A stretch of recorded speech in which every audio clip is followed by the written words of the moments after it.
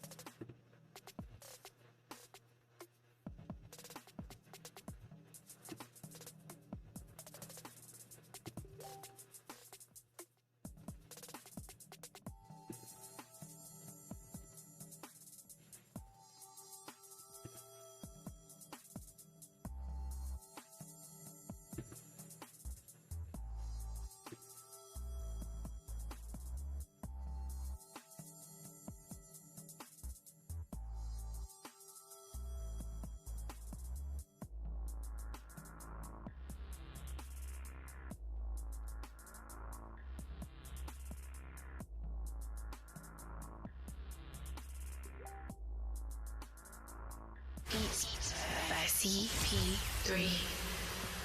Welcome to Sports on the Hill podcast. Hashtag DC Sports Without the Politics with Carol and Robbie on True Radio Network. Thank you, gentlemen.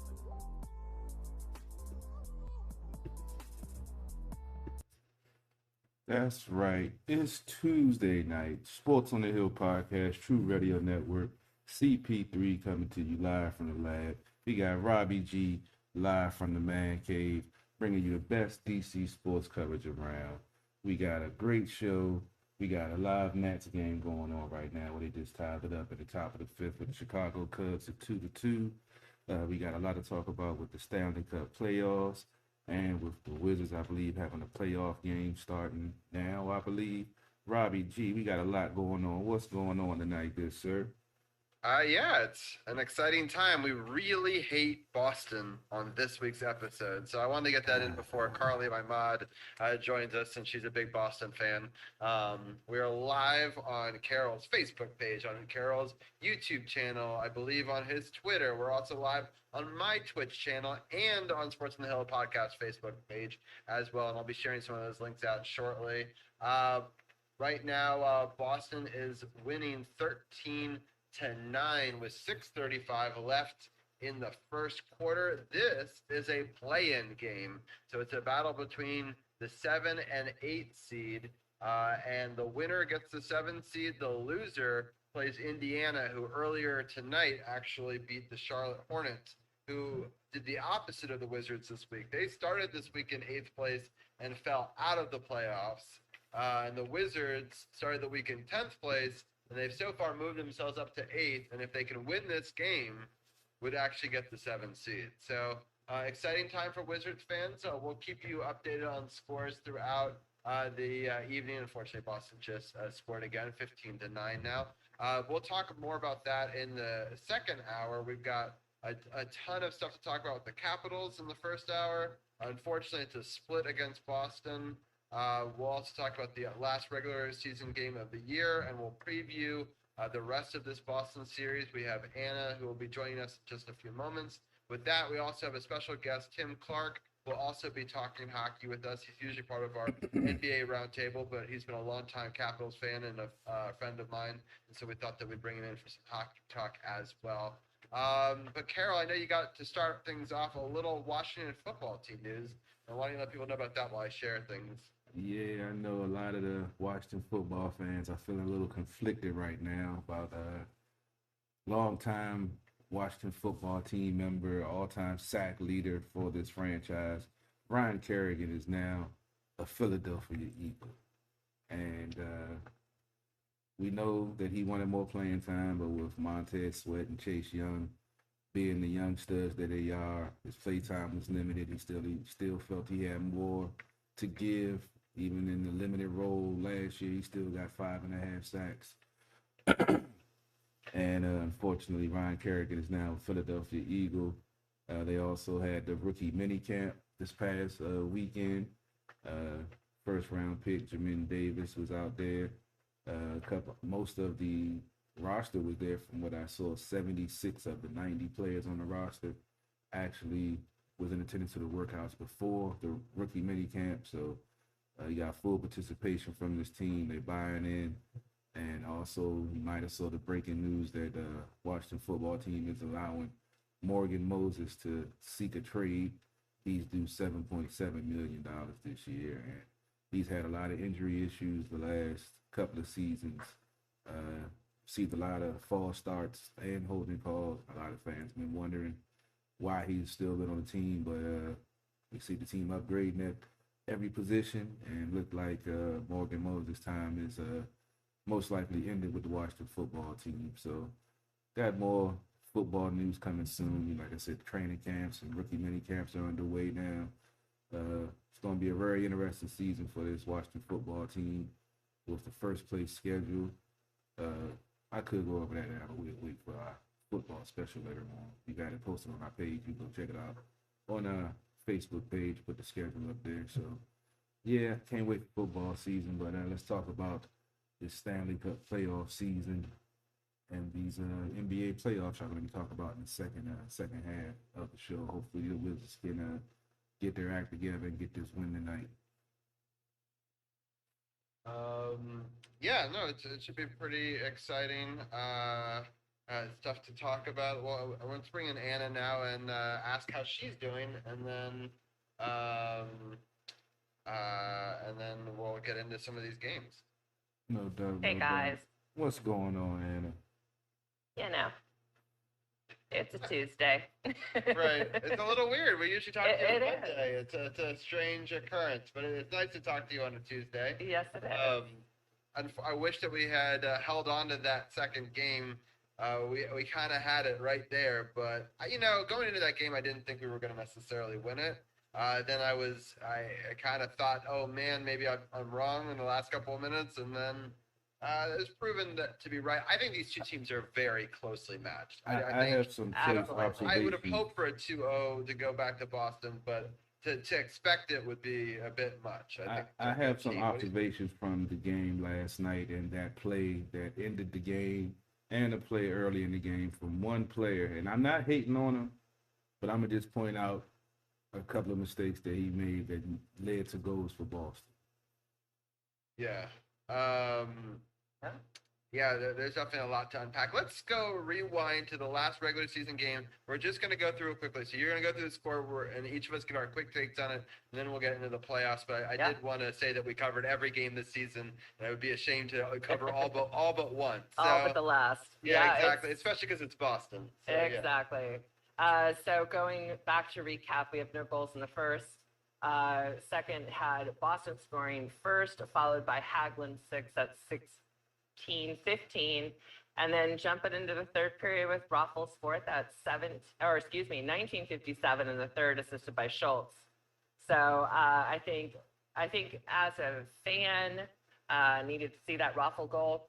I think he was just as shocked as all of us watching it that went in, and especially at 1957, but couldn't ask for a better guy to close out that last season game right there. That was fantastic. Yeah, Carol, what were some of your thoughts on this game? Yeah, that goal was kind of crazy with 3 seconds left at the angle that he took it at, and the fact that it went top shelf, and it was a beautifully aimed shot that no one expected to go in, and it did. So it was a good game, good way to end, like I said, the regular season and the precursor to the Stanley Cup playoffs and what we're going to see probably for this. I'm predicting going 7 games most likely. Yeah, I think this series is definitely going 6 or 7 yeah. as well. Yeah, I'm happy that they won it in regulation. We didn't need somebody to get injured or something bad to happen in overtime or a shootout or whatever. So that was great. One thing I thought was very strange, and I'll just mention very quickly, is we were basically playing their AHL team. They somehow, and I don't know how they got cap compliant and were allowed to sit so many players and then be able to bring in all these guys. I know that once the playoffs start, you can do some of that stuff, but I thought that you still had to remain cap compliant. One other thing that's interesting that some teams are doing now that I thought I would bring up just because it's related is now you don't have to stay cap compliant once the playoffs have started. So some teams are just way over. And it's just interesting to see. Tampa Bay Lightning are a great example of that. I think they're like 13 million over or something right now. And, so there's a loophole right now where you have to be cap compliant through the regular season, but you basically have unlimited space, unlimited roster in playoffs. And so you could hide some players down in your minor league affiliates and then bring them in, in the playoffs. And, the Capitals are doing a little bit of this as well. They brought up 4 players from Hershey. They did not travel with the team. For anyone who's interested, some people were like, oh, some of these AHL players are going to get some time. No, they just wanted to get them up and getting reps on the main ice and see the players and get involved. So that way, if they have to go in late in the series, they have that opportunity to do that. One piece of good news is that Kuzi and Sam both traveled with the team. They did not comment on Lars Eller ability to play in tomorrow's game, and they have not commented on Vitek Vanacek's ability to play in that game. But let's get into that first game of the playoffs, and we can talk about this goalie situation that we find ourselves in now. Just a little stressful. Just a little bit. So Saturday was their first playoff game, and here we go. Tommy Wilson opens the scoring at 6:22 with a wrister assist by Oshie and Sprong. Boston closes out the first with the goal, and then in the second period, we have Brendan Dillon scoring at 8:44, assisted by Mantha and Ovi. And then we have Boston scoring with the power play goal at 16:38 to tie it up. No goals in the third, and then we head into overtime where the magic of Nick Dowd with a tip in at 4:41, assisted by Oshie and Wilson. And then, of course, so we can praise, Nick Dowd, but really this is the time to praise Craig Anderson. What a badass. And I just appreciated his vibe from the beginning. He was, kind of that cool, calm, and collected, and exactly what they needed, and definitely had that vibe on the ice that I think the team was looking for after that Vanacek exit, which was awful. I think when we had to watch it in slow motion, it was like, yeah, that's gotta hurt. And I don't know. I thought this was a good game. I thought this is exactly what the Capitals also needed, especially at home with fans. Healthy roster, minus Kuzi, and then, good going into the next game. But we knew that this series was going to be, like Carol said, go to 7. I wouldn't be surprised because this is awesomely matched playoff series between these two teams, even though we absolutely hate Boston at this moment. Yeah, especially the Rat. But Carol, what were your thoughts on the first game, and then we'll get into the second game? It was definitely a good game, a playoff game. The Capitals came out intense. They outplayed Boston for the first, I'm not going to say the whole first period, but they definitely made Boston step up. Second period, Boston got more physical, got more engaged. Third period, you saw the chess match trying to figure out with no scoring. And in the overtime, it was, a dirty goal in front with a tip. Nice hand-eye coordination by Dowd to tip it to go over the shoulder. And it was a great way to start the playoffs, especially with Tom Wilson getting the first goal of the 2021 playoffs. So that's always a good way to start for all the haters of Tom Wilson. I know they was probably fuming when they saw that. But it was definitely a good game. Fortunately, Double V went down. I definitely wanted to see how he was going to perform first game of the playoffs. He stopped his first 3 shots that was there. The goal was when he actually, they didn't disclose what it would look like, maybe pulled hamstring, something like that, trying to go from crease to one side of the crease to the neck. So it was unfortunate, but Craig Anderson, as I jokingly mentioned on the show before, saying, how ironic would it be that Craig Anderson would possibly get in goal and, get hot with his veteran presence and, take this team on a long run. And I think it's possible. Samsonov hasn't played in a while. Double V, not sure how long he's going to be out. Copley, I have never really been sold on Copley, so I'd rather ride with Anderson through it and see what happens. He hasn't really given up any bad goals. Rebound control has been a question, but he only played 4 games in the season. What you expect? Nobody's going to come in perfect after playing 4 games Right. on the pro stage. I'm so happy that he got to play in that last week of, or the week before when we were talking about it, because we even said at the time, I think that playing time could be huge and valuable, and just that confidence and get a win in that game was huge. I mean, he was able to stop 21 of 22 shots, and the one that dribbled through wasn't really his. I mean, it's kind of his fault, but not really. Just really great play down the stretch in this game. I thought Boston was playing phenomenal in this matchup, so to come away with a win, I thought was big. I mean, as you already talked about, Tom Wilson, beautiful goal, that give and go with TJ Oshie, realizing the defender didn't have a stick, and if he did a give and go, he could get himself in position, but then roofed it. I mean, just shows how good his hands, we've talked about it many times on this show, that he's a really good goal scorer. Nick Dowd, again, a great deflection off of a TJ Oshie shot. Tom Wilson, again, setting him up. Tom had a great game. And then Brendan Dillon. So it's a lot of tips, but, Anthony Mantha helped start that play. Great pass to Ovechkin. Ovechkin then shot it, or, it looked like it was going to be Ovechkin's goal for a little while, and then it was really Dillon's goal. But just, great play all around. I'm happy that they scored quickly in overtime. I'm a big believer when you're the home team, you want to score quickly because you don't want to give that road team some momentum into it. Unfortunately, the road team scored quickly on the next game. But overall, I mean, it was a really good win. I'm going to bring Tim in now because it was his birthday. And so it was a great birthday present for us all. Happy birthday, Tim. Cool. Happy birthday. Happy birthday, man. Yeah, so that was a good birthday weekend. We got the Wizards getting some victories, and I know the Orioles got a win that weekend as well over the Yankees. And so, Tim, what were some of your thoughts on this first game against Boston?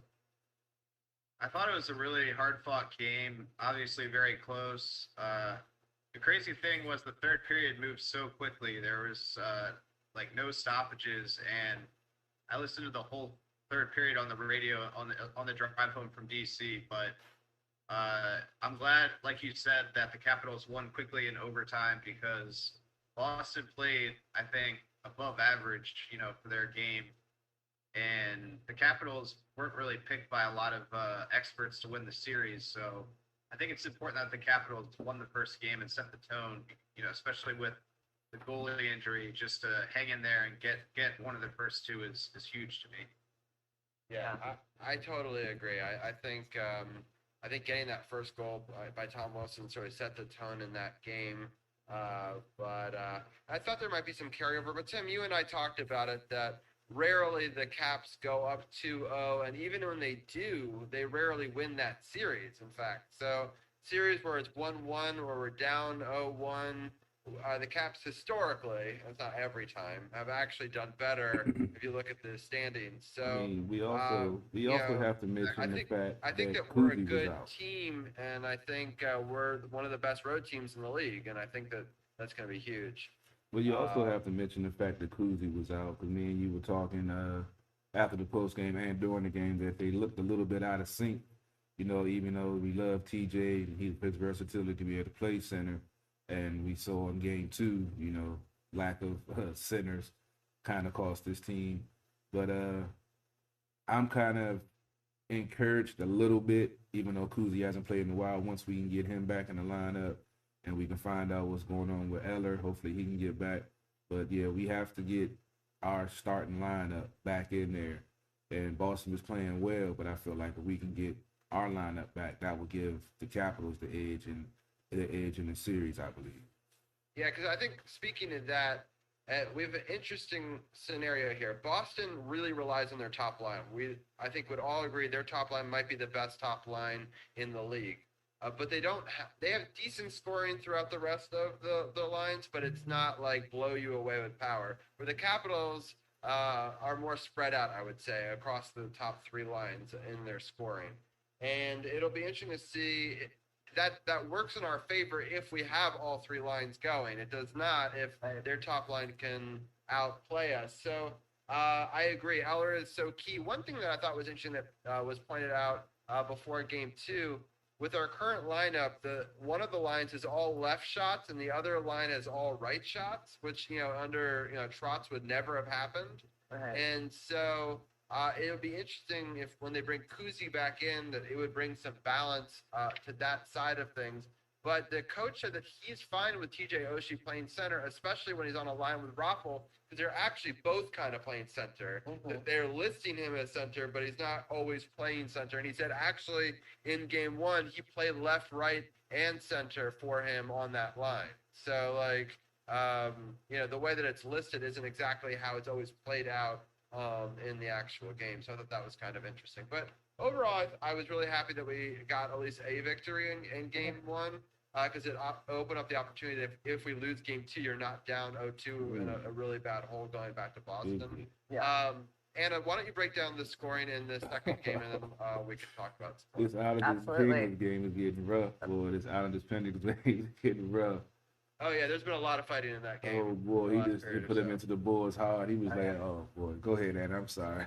No, honestly, I have it on too, and I'm like, how come there's so many fights, but no one is taking out Crosby? Come on. Come on. Oh, there he is. Okay, someone's got to just knock his ass out. Anywho, all right, so moving on. So last night, Boston scores first at 5:05, followed by Oshie with a tip-in power play goal assisted by Ovi and Carlson. Bergeron scores at 9:21, but then at 16:42, Hathaway scores with assisted by Orloff and Eller. No goals in the second, and Hathaway again at 7:04. But Boston scores one more time, and then Carroll's nemesis, 39 seconds into OT, scores. There is nothing worse than that, right? He said, I mean, like, really, don't you just want to just, like, anybody but Marshall? exactly. When I heard his name, I just turned. God. I was done.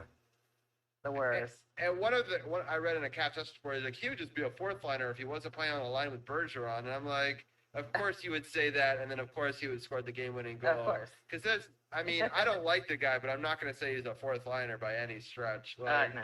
he's got Especially a lot of this skill, and he scored a lot of goals, and he's basically their team's Tom Wilson, right? So Wait a minute. which is No, unfortunate. no. Nah, I No, can't. Wilson You can't isn't- put those two Wilson in the same isn't sentence. But I mean, every other team hates Yes. them, right? Absolutely. And they're actually a skilled But player. I think that in a he lot of ways, deserves it. Just like the play with Mantha. When Mantha was trying to walk away, he kept on hitting him with his stick. Yeah. Kept on high sticking him. And Mantha didn't do anything, and then the refs going to call a penalty on both of them, tell them both go to the box.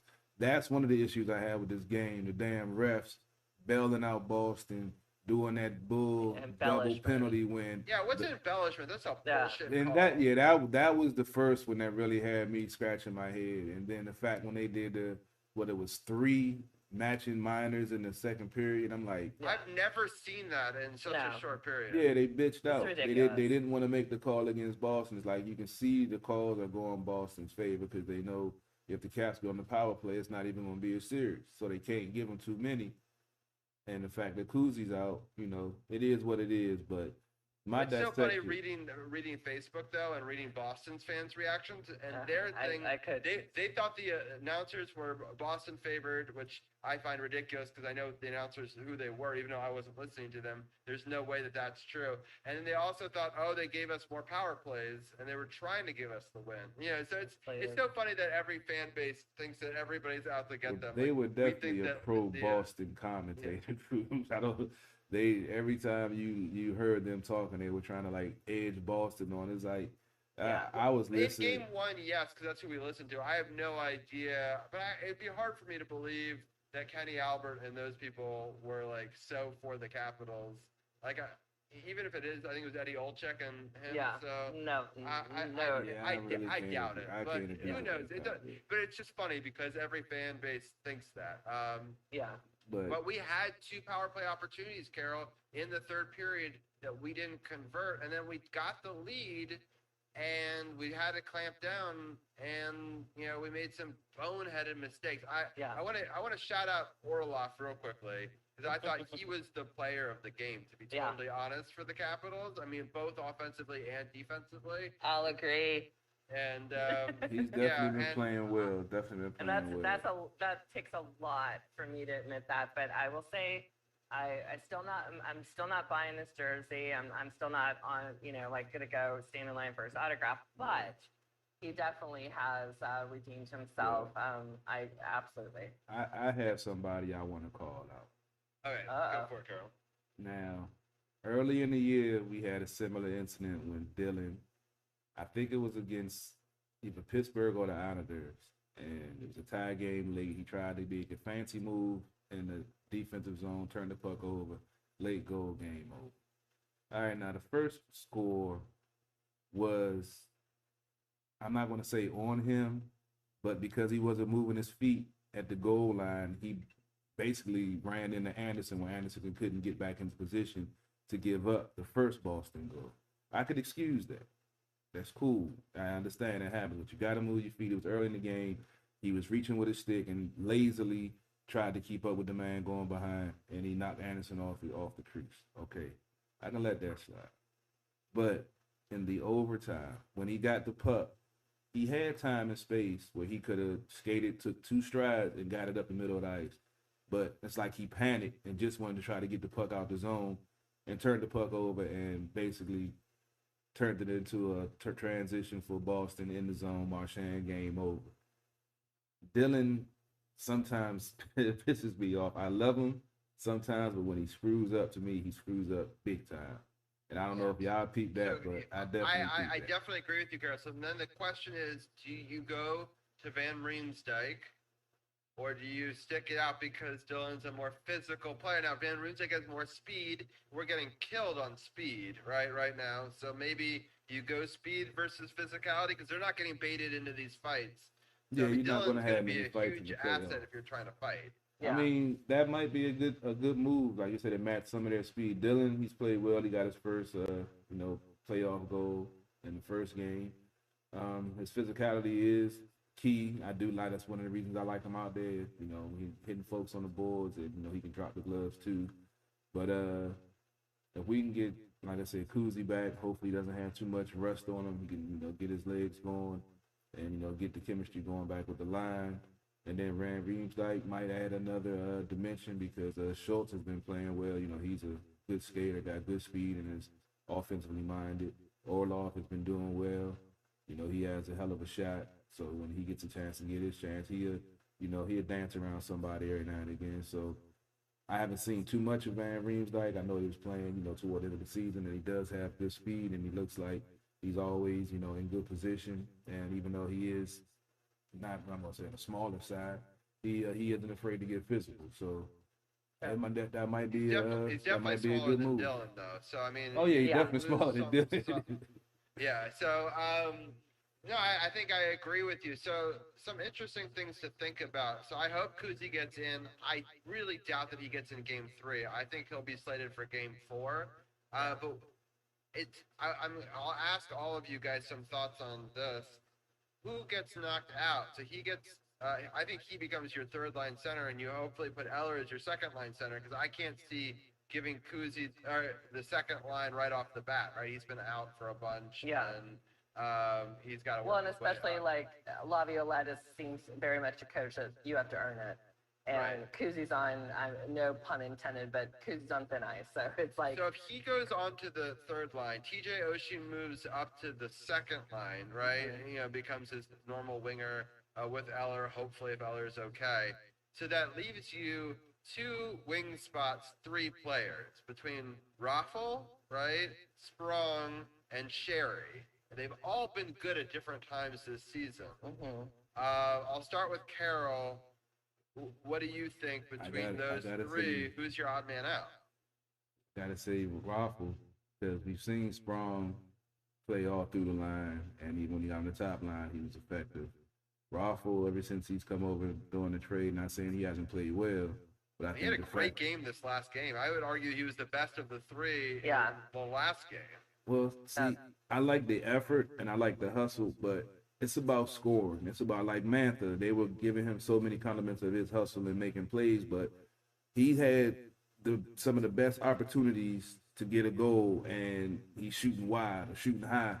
I love the hustle. I love the intensity, but until you can put it on the goal sheet and help this team win, it's nothing to me. So I understand the effort and that he played well, but we need score. We need someone that's going to put the puck in the back of the net when they had the opportunity. So that's the thing that I think that's missing right now is they've had the opportunities, they've had chances, they just haven't put it in the back of the net, and we need players to start doing that, especially in a series that's going to be this tight, this evenly matched. I feel like the Capitals have the offensive edge, and this is the time to make it show, especially like you mentioned with the two power plays. I know they weren't full strength. I know, don't have Kuzi and Obi just coming back, but when you get those opportunities in the Stanley Cup playoffs, you got to put your foot on the opponent's throat and take advantage of it. Yeah, I need to see more from Ovi. He's clearly hurt. He's clearly not himself, but we have secondary scoring that's actually happening right now, and so he needs to like step up because usually that's the problem. He's the scorer, no one else is. We don't have that issue right now, so I need him to somehow gut it out, especially if we don't have Kuzi, right? I mean, I need Kuzi to show up too. So I'm going to ask Anna the same question between the three of those players. Do you agree that Raffle is your player out, or you saw a lot from him and maybe you feel differently now? I was impressed with his last game, but I would say that Sprong 100% has showed the consistency that the Capitals need, and I absolutely love his play. Sherry also, I mean, I know there was an injury and he was out for a little bit, but I think that the drive, but it's just, it is that C word, it's that consistency, and I think that, why change it up now? And I think Ruffle is going to be definitely an added benefit to the Capitals roster, absolutely. But I think you stick with Sprong and Jerry. Yeah, so quick little scoring update on the Wizards. Ish Smith hit a three. He's been playing well, and it brought it within one, and then he got a big defensive rebound, and we were able to make one of two free throws on the other end. It tied the game at 33. Boston just made two free throws themselves. Makes it 35-33 with 6:45 left in the first half. Tim, same question. Do you agree that Raffle is your odd man out? Yeah, I agree. I like what Sprong's done, even though he's been a scratch for a lot of the year. He's been really dangerous in a lot of the games in the regular season, and I think he can give you a goal or two and be a bigger difference than Rockwell. So I would that, but it's a good problem to have, and you can just see what it looks like for a game and switch it up. That's the good thing about the playoffs. Exactly. Yeah. So we've got a bunch of black aces that we've got that we're bringing up from the AHL and from different scenarios. Let's talk about this goaltending situation. Obviously, I'll talk with Tim first because Tim and I had this really funny. I was online on Facebook, and this guy posts, "Pull him" to Craig Anderson after the second goal, the one that he had no chance. And I'm like, are you kidding me? He just won you game one. I understand that it wasn't, great that we're now, I guess at the time we were down 2-1 maybe. I was like, and then after he said pull him, and I gave him a lot of shit for saying it. I was like, are you kidding me? Like, this is bullshit. Like, they got to ride him for a little bit longer. Wait till at least the goal's on his shoulders. And I think he did like 40 saves in a row after he said pull him, right? So like, he kept us in that game. I mean, It was just, they were shooting so much. Tim, what are your thoughts on Craig Anderson? And then I'm going to get Carol's thoughts as well.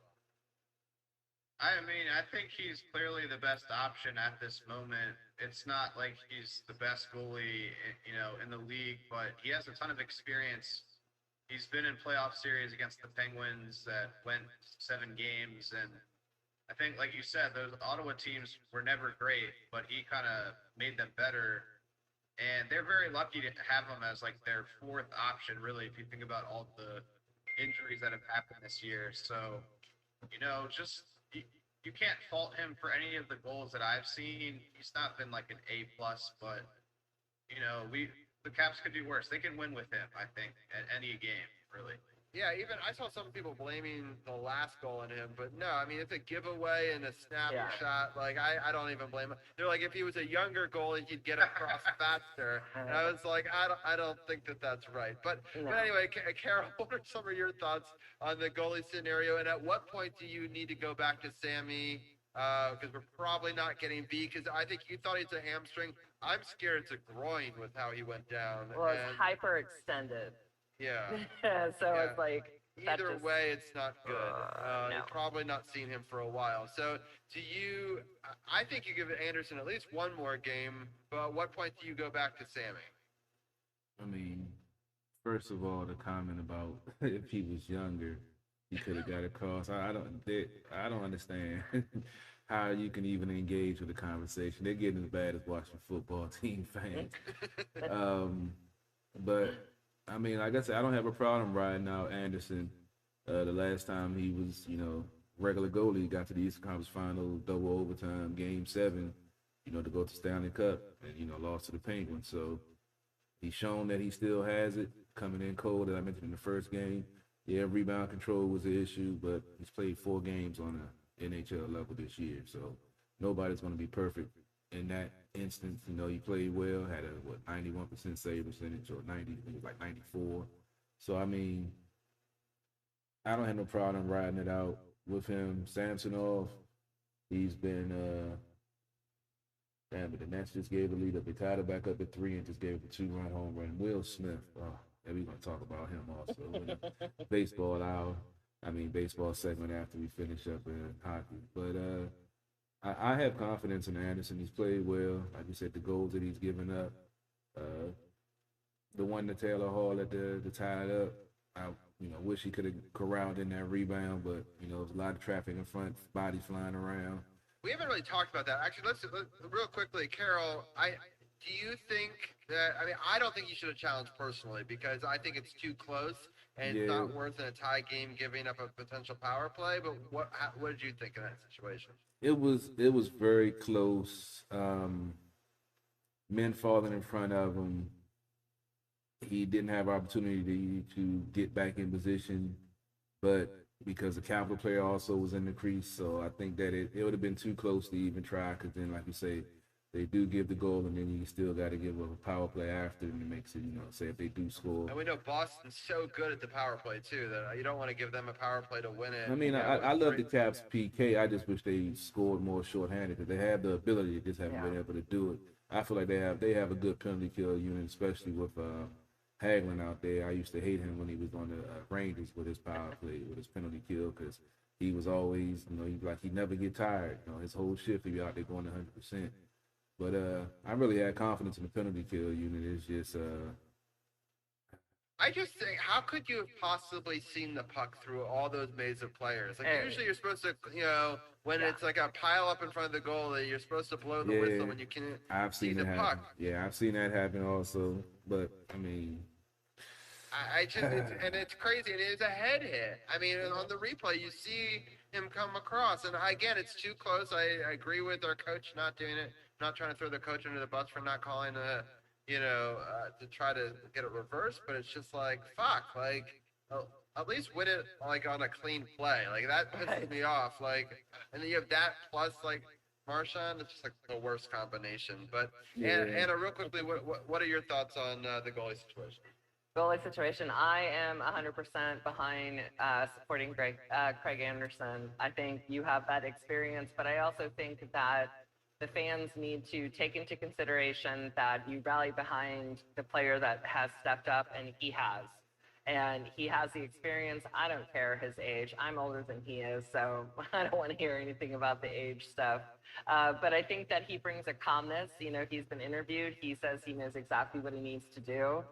And I think that is, that's that calming that the Capitals need. Why not? And Sammy's young, and I think that he's made a lot of kind of careless errors outside of outside of the rink. That I think that being under a coach like Laviolette, he's going to have to prove his standing between the pipes and good, because I think he can take on the challenge. But I think that people need to get behind Craig Anderson and stop looking at the age and stop looking at all the other stuff and just support the come on, he's on our team, and just get rally behind him, because I just think it's a great story, and I think he's fun to watch. Yeah, he turns 40 potentially on Saturday or something, right? Yeah, or Friday or Saturday, something like Yeah. that. Yeah, this Friday. Yeah, so he could even play on his 40th birthday. So I mean, it's a great story. I do think you need more than one goalie in the playoffs. Oh, absolutely. And I think that he might be too old to be able to somebody to ride through 16 wins, but he might be able to get us to a situation where Sammy can come back a little bit healthier. I want to thank everyone for tuning in on our Facebook Live feed. Lots of comments. Randall said 57 needs to be on the ice, period. Plus, where are we with Kempney? Kempney's been practicing with the team.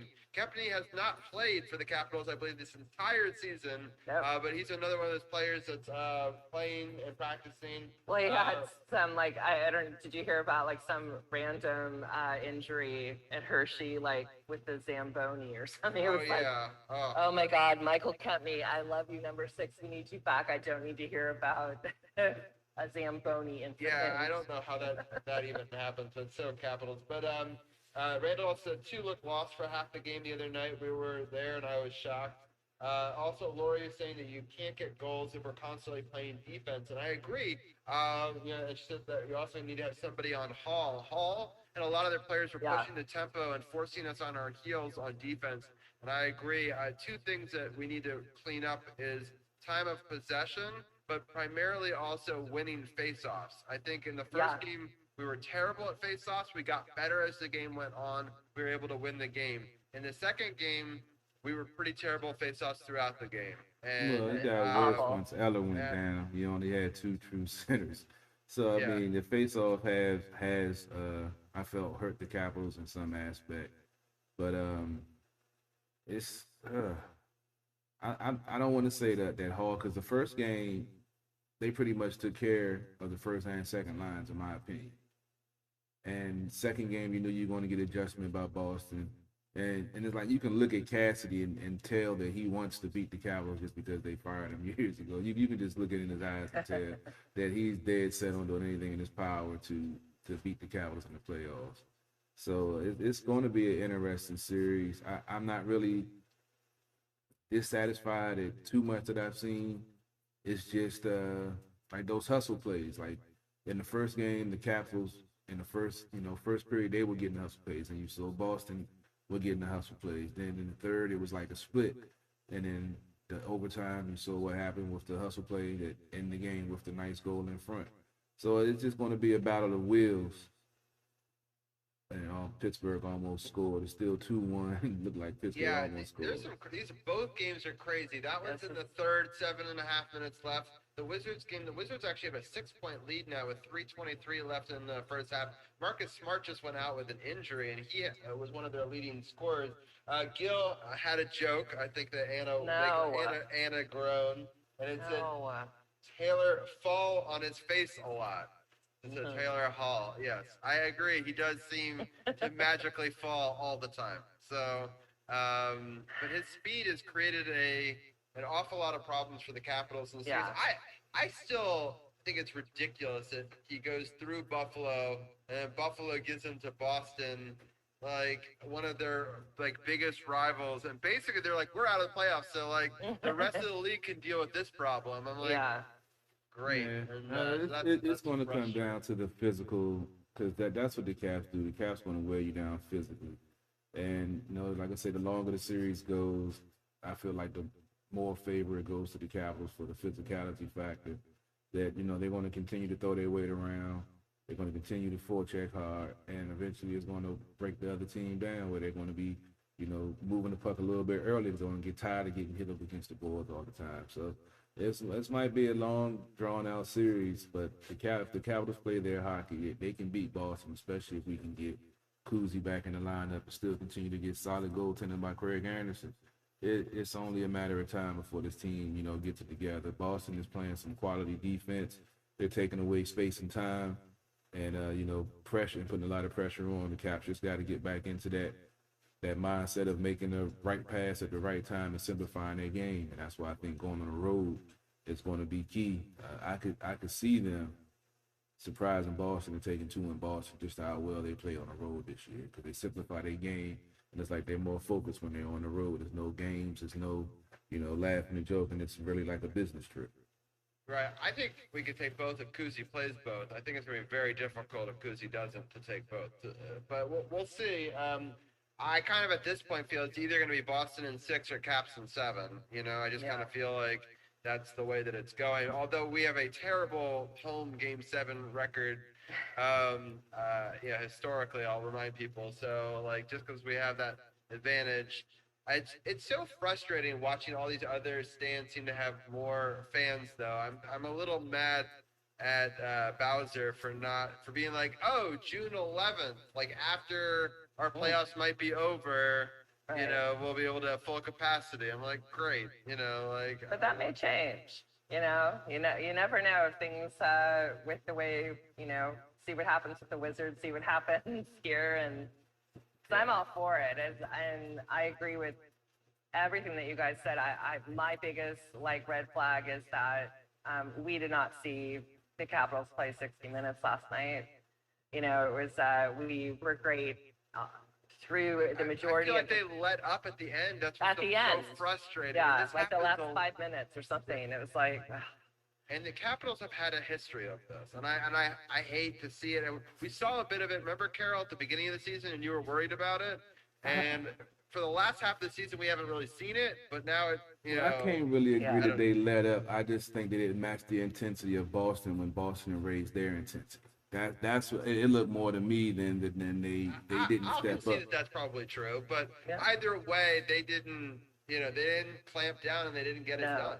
I mean, it was 11 and a half minutes left. It was a scramble in front, a dirty playoff goal. They were playing solid defense. They were clogging the neutral zone for most of it. It was just another failed clearing attempt, and that was the key, and that was basically the key of the game right there. It's a bad clearing attempt, and then you saw the same thing on the game-winning goal for Marchand. It was a bad clearing attempt. It's, when the pressure comes and they take away time and space, you still got to make the smart, simple play.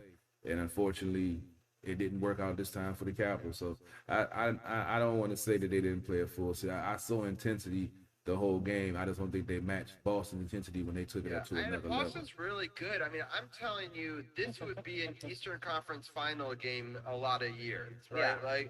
Yeah. The fact that we have to play this as our first matchup is, if we can get past it, would be a huge, thing for the Capitals, in the sense that I don't know. I honestly think Boston, in some ways, could be tougher than Pittsburgh or the Islanders, just because of that top line is so dangerous.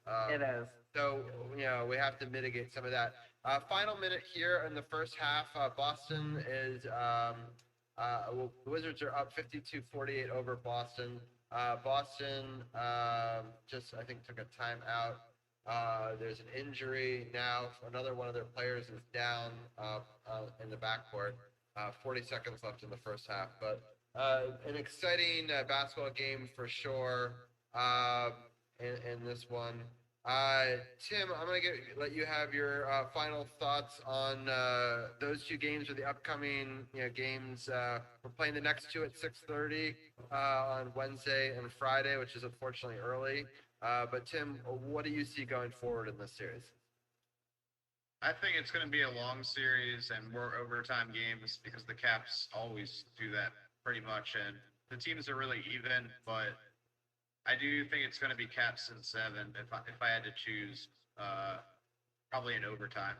Just that's how it always goes. Yeah, they've all been 1-goal games. I think I read somewhere, what was it? So there was 7.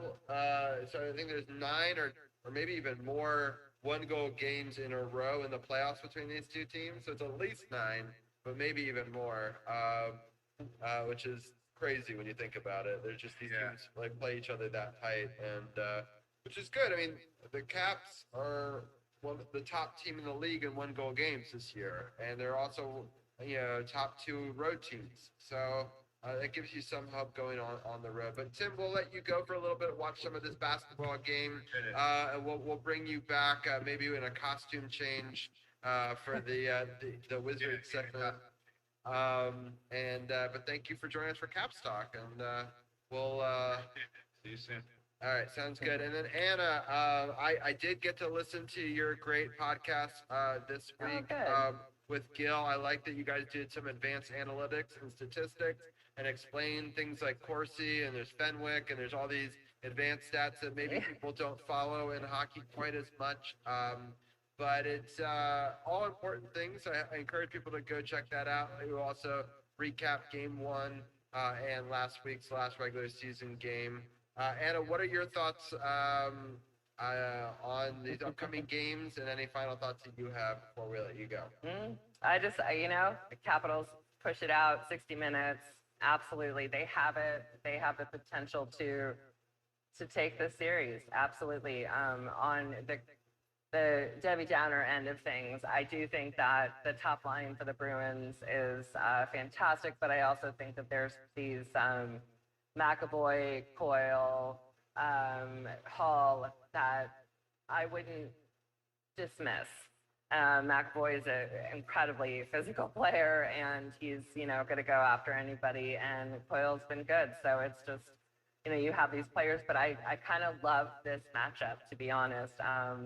It's like there's like a hatred, but then it is such a good matchup because the physicality is there and the everything. So I hope that gets them all kind of pumped up being in Boston tomorrow. I think it's great, but I do think it is truly going to come down to 60 minutes.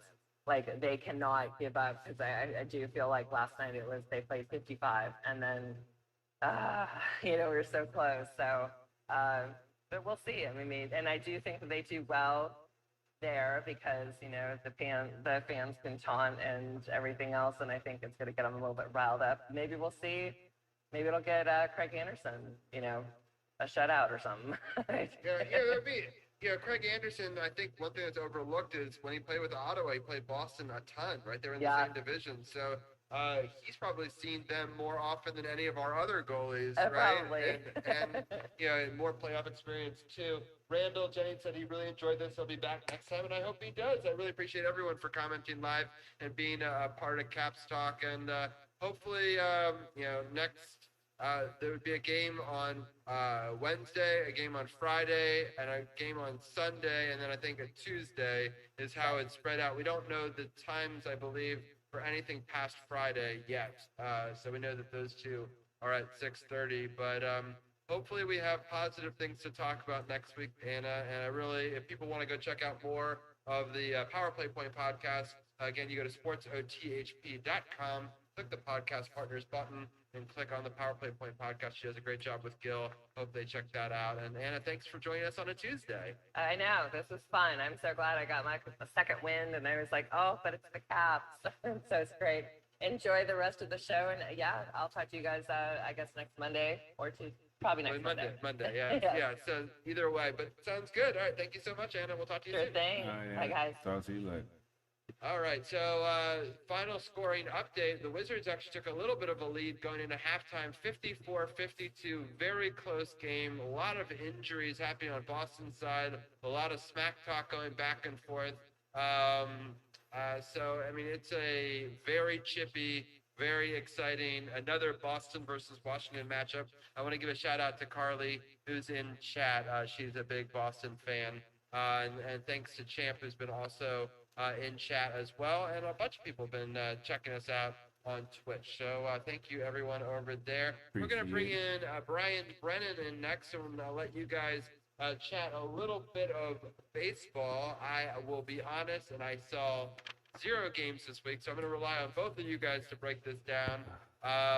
But I know there was some good, some bad. But Carol, I think you should break it all the way through, even yesterday's Chicago game, just because we're here at today's Chicago game. Yeah, watching the Chicago game now. Soto looks like he just doubled and top of the 7th with 1 out. Nats down 5-3. Just gave up home run, and that's been kind of the narrative versus the Cubs so far in these first two games. But going back to the week that was, the Nats are currently sitting 16-21, 5 games under 500, only 4 games out of first. Uh, they went 3-3 last week. They were able to salvage the week after losing the first 2 out of 3 to Philly, and they took 2 out of 3 versus the Diamondbacks. Uh, Got to give a shout out to Trey Turner. 10 home runs already, most for any shortstop in the National League. He has more home runs than stolen bases. Who would have thought that would happen? He has 10 home runs and 7 stolen bases this season so far. But you can't steal when you always hitting home runs. And you know he's the all-time lead-off home run hitter for the Nats franchise. So he just keeps adding to that number. But let's get into the week that was. As I mentioned, we had 3 games versus Philly, lost 2 out of 3. First game was a 6-2 loss. Chase Anderson got the win for the Phillies. He went 5 innings, giving up 3 hits, 2 earned runs with 5 strikeouts and 1 walk. Eric Fetty took the loss. He went 5 innings, giving up 5 hits, 3 earned runs with 4 strikeouts and 3 walks. Trey Turner went 3 for 4 with a solo home run, and Kyle Schwarber went 1 for 3 with the RBI single. Game 2 was a 5-2 loss in extra innings, and my favorite, not favorite closer, Brad Hand, He's my favorite. I know he is, Brian. I know he is. You probably got a poster of him on your wall and everything. Yes, big president of the Brad Hand fan club over here. Man, I still don't understand that, but we're definitely gonna have a discussion after we break this series down about the closer situation. Jose Alvarado got the win for the Phillies. He went 1 inning, giving up 1 hit, no runs with 1 strikeout. And as we just mentioned, Brad Hand took the loss, going 1 inning, giving up 2 hits, 3 runs, 2 of those earned with 3 strikeouts and no walks. And Hector Morris gained his 7th save, going 1 inning, giving up no hits, no runs with 1 strikeout. Can't read my hand right there.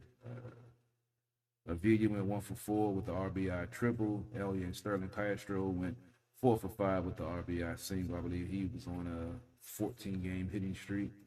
And the last game of the series, the Nats were able to avoid the sweep. And Patrick Corbin, they won the game 5-1. Patrick Corbin got the victory. His best outing of the season, going 7 innings, giving up 5 hits, 1 earned run with 9 strikeouts and no walks. That's one of his issues at the start of the season, been his walks and his control. So he definitely had his control, and going 7 innings and only giving up 1 earned run because the long ball has been his issue also. And Zach Eflin took the loss. He went 6 innings, giving up 7 hits, 5 earned runs, 9 strikeouts and 1 walk. Kyle Schwarber went 2 for 4 with the 2-run home run. Josh Bell went 1 for 3 with the 2-run home run, and Castro went 2 for 3 with an RBI double. Like I said, they were able to salvage 1 game out of this 3. And Brian, get your observation on this series. And I want to know, you said Brad Hand is one of the top closers, in the American League or whatever, but I have more confidence in Daniel Hudson closing than I do with Brad Hand. So how did you think about this? What did you think about this series, and who would you consider a better closer between Brad Hand and Daniel Hudson? I can't go against Hudson because he's been basically falling. I mean, it's tough to say, honestly, because, you brought in Brad Hand for all this money, and he really, like you said, he has not been good since he's come to the National. He's really struggled. He struggled against the Yankees in that series, and then he blows the game on Wednesday against the Phillies. He hasn't been good, and it does make you wonder if they will go back to Hudson because, Hudson has been good this season, and, he's a familiar face. He was on the 2019 team. He's been here for a while. He was the guy who got the last out of the World Series. So I understand why fans want to go back to Hudson for sure. Like, I understand that perspective, but I have a feeling they're probably going to stick with Hand, unfortunately, because they paid all this money for him. They did spend a lot of money on Brad Hand. He was one of the top free agent relievers out there this offseason. So they did spend a lot of money on him. So I think they are going to ultimately stick with him for now, at least in the closer position. He did close out the game on Sunday in the Diamondback series as well. But yeah, I understand where your frustration is coming from. You paid all this money for Brad Hand, and he's quite frankly sucked over the last couple of weeks. So yeah, I understand the frustration, and I understand where you're coming from, wanting to go back to Hudson. I mean, I think they should have stuck with Doolittle than Hudson, man. They was killing it. Yeah, I missed Dude, man. Dude didn't even sign with another team, I don't think. Oh Where no, is he's in Cincinnati. Okay, good for him. Good for Yeah, him. I never understood that move. I love Doolittle, man. I love everything about him. His character, the way he play on the mound, just everything about him, man. I never understood that move. And like you say, spend all the money on Brad Hand. I didn't even know, don't even remember the contract they gave him. But the fact that he's blown saves and to me stank up the place, and Hudson is still even in the setup role. He's still out there doing the damn thing. I don't understand it, but like I said, Mike Rizzo, normally I don't have an issue with most of his moves, but right now, yeah, I'm definitely scratching my head on this one. The next series was against the Diamondbacks, which we said, should be that if the Nationals did have a bad series against the Phillies, they would have hopefully a bounce back against the Diamondbacks, and they definitely did. In the first game, they took 2 out of 3 in the first game. The Nats put up 17 runs. They won 17-2. Mad Max earned the victory, going 3-2. Went 5 innings, giving up 2 hits, no earned runs with 7 strikeouts and 1 walk. Riley Smith took the loss. He went 3 innings, giving up 8 hits. 8 earned runs with no strikeouts and 2 walks. Trey Turner went 2 for 5 with the solo home run and a 2-run RBI double. Kyle Schwarber went 3 for 4 with a solo home run, an RBI single. Josh Bell went 2 for 5 with an RBI single and a 2-run RBI double. The Nats put up 6 runs in the first and just kept adding on. This is what we know this team can do. Not saying putting up 17 every night, but they hit for the cycle as a team and by the second inning. So you got power, you got speed, you got contact hitters. You just got to get it all together. And unfortunately, since Soto's been back off the injured list, he's hitting, I believe, 213. So he hasn't gotten back in his groove. He had some, pitching issues. John Lester hasn't looked too well, which I'm about to get into the game with him. Strasburg's still on the injured list. So, yeah, this team has potential, but got to get healthy and got to start executing when it's time to. The second game was an 11-4 loss. Alex Young, he earned the victory, going 1/3, giving them no hits, no runs with a strikeout. Joe Ross took the loss, going 4 innings, giving up 8 hits, 8 earned runs, 5 strikeouts, and 2 walks. Yeah, Joe Ross, he's been good, but then when he's been bad, he's been bad. Yeah, the one game he gave up 10 earned runs, I believe 4 innings, and then wheels kind of fell off in this one a little early. But yeah, got to get him locked in because when he was killing it, yeah, he was looking real good out there. Juan Soto went 2 for 4 with 2 RBI singles. Trey went 2 for 4 with an RBI, and Robles, I got to mention him because he, got a RBI single.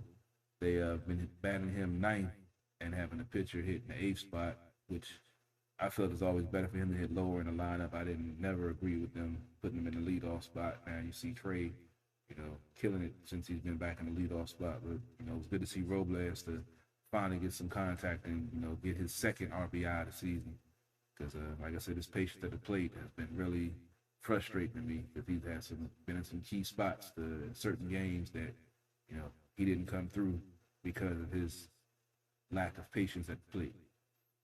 And the last game of the series, the Nats were able to win the series with a shutout, 3-0. Fetty got the victory, going 7 innings, giving up 3 hits, no earned runs, 4 strikeouts, and 2 walks. His matching his career high for innings pitched, and first time going that long with shutout innings, especially not giving up the home run. That's one thing he's corrected this year. He hasn't given up as many home runs as he was in previous seasons. Stephen Crichton took the loss. He went one inning, giving up 4 hits, 3 earned runs, no walks, and no strikeouts. And Brad Hand actually earned the save. He him going one inning, giving him no hits, no earned runs, 2 strikeouts. Yadiel Yadiel, I think that's how you say it. Hernandez came in. No, what was it? The bottom of the 8th, I believe, with a pinch hit home run to make it 1-0. And Trey Turner got an RBI double to add to it, and Schwarber got an RBI single to get the 3 runs for the Nats. And they were able to keep Arizona off the board in the week up 3-3 and win this series, which they desperately needed, still being 5 games under, well, at that time, 4 games under 500. Brian, did you get a chance? I know you saw the score of the first game, and you messaged me trying to figure out how in the hell they got 17, but you get a chance to check out any of this series, and what did you think about this win of the series by the Nats? I actually I got to see a little bit of the Sunday game towards the end. Actually, when I started watching the Sunday game, they scored 3 runs, so you're welcome. Hey, thanks. This is a good bounce back series. They're much better than the Diamondbacks, and I think they kind of made a statement by scoring those 6 runs in the first inning of the first game and never looking back, scoring 17 runs. The second game was definitely sucked to get blown out like that. But they bounced back strong in that Sunday game. Get 7 really good innings from Fetty, and you get the home run from Yadiel Hernandez, who, I mean, we talked about it a couple weeks ago while Soto was on the IL. He is a good player in his own right. He's not as good as Juan Soto, but he's a pretty good player. And he had a big moment in this one. This was, like I said, you're a better team in Arizona, so this is a good bounce back win after a tough series against the Phillies. You will take this out west. Definitely. And we have a 4-game series with Chicago, and then a 3-game set with the O's back at Nats Park. First game of the Chicago series was yesterday, so it was a bad day for DC sports fans, with the Nats taking the loss and the Caps taking the loss. The Nats lost 7-3 due to the long ball. John Lester couldn't keep the ball in the yard. I'm gonna try to pronounce this guy's name for Chicago. Alzole, I think is his last name. Dude, I don't even know this one, man. I looked at it and I was like, I'm not even gonna try. I was gonna go to you. I figured you already knew it, right? I don't even know with this one. Well, he earned the victory, going 5 innings, giving up 5 hits, 3 earned runs with 3 strikeouts. John Lester took the loss, went 5 1/3, giving up 8 hits, 5 earned runs with 4 strikeouts. Trey Turner went 1 for 3 with a solo home run. That was his 10th of the season.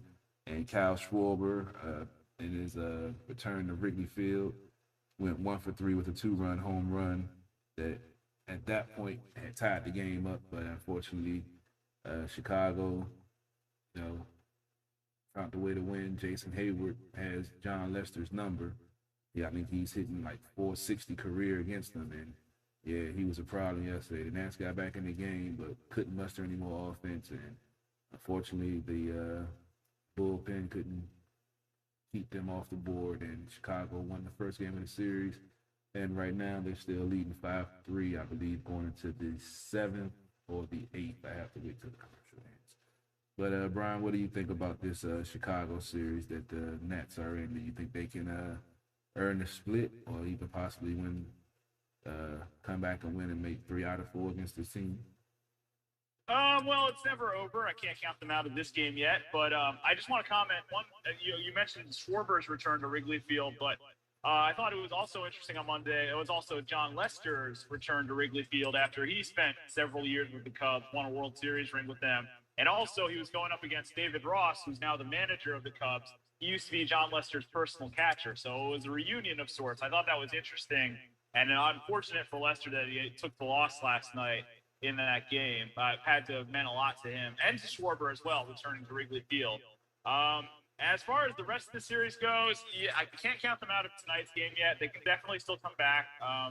There's still time, but they can get a split. I'd say they're about even with the Cubs right now. The Central's kind of the same as the East. Nobody's really run away with it, so both of these teams will eventually have chances to make it to the playoffs, I think. But tough. It's been a tough first 2 games, but I won't count them out of the rest of this game, and I won't count them out of getting the split in Chicago. Yeah. All right. Well, this was a 7:40 start. Tomorrow is a 7:40 start, and Thursday is a 2:20 start. Then they have 3 games versus the Baltimore Orioles. Friday is 7:05 start. Saturday a 4:05 start, and Sunday a 1:05 start. Brian being our AL East guy, I haven't checked out the Orioles. I don't know what they're really doing. I know I've seen them win some games and surprise in some aspects, but what the O's doing and what do you think the Nats and the O's series look like? I actually think this is going to be a pretty interesting series. I was actually at Camden Yards on Sunday. I saw the Orioles play the Yankees, and they won. It's actually the second time I've seen the Orioles beat the Yankees in person this year, so that sucks. But other than, they're a good. They've got some talented guys like Cedric Mullins, their center fielder. I'm really impressed by.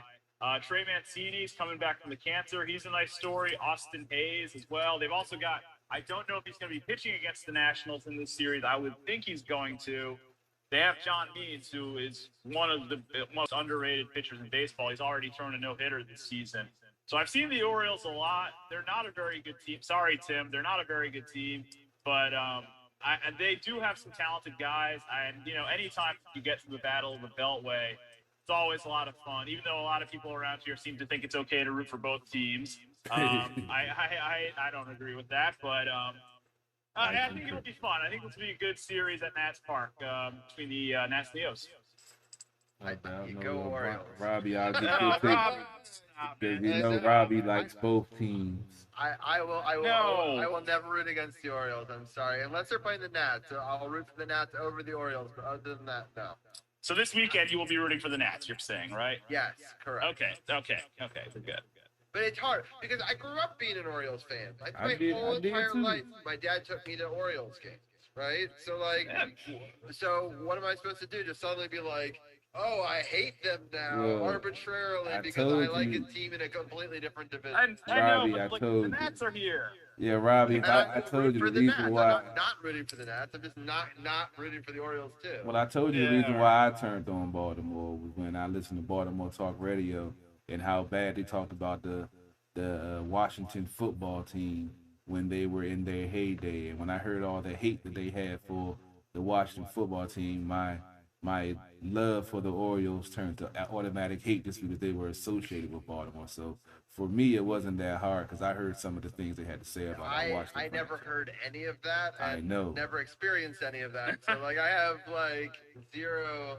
I can't relate to that. I mean, I understand why you feel that way, but I don't. Yeah, I don't. Before they got a football team, they were very salty about our football team. But it's just funny because, Carol, you and I met on a forum that I designed to join Baltimore and Washington sports fans into a single group. Hey, I was a reporter then.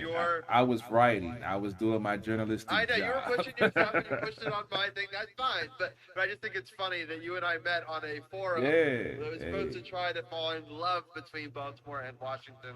That group. But I was a huge Orioles fan. I was Brady Anderson, Mike Devereaux, Kyle Ripken. Yeah, I was there. I was at Camden Yards too. So yeah, I was a diehard. And when I heard the way they talked about my beloved football team, I was heartbroken. It scarred me, Robbie, and it turned to hate. It sounds like it.